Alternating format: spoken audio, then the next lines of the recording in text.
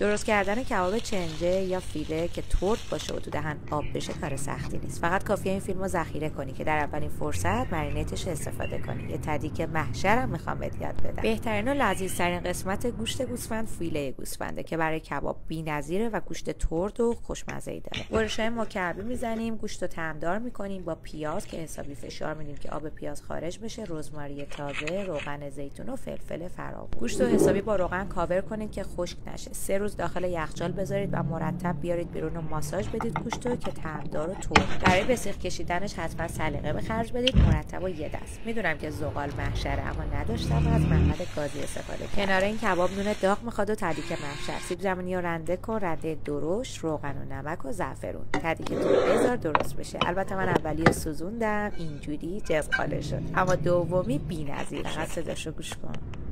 محشر شد. کبابا رو از سیخ جدا کن، پیاز و سماق رو با هم ترکیب کن، دوغ سنتی و ریحون تازه. اینم از کباب مهتاب. پس نوش جان.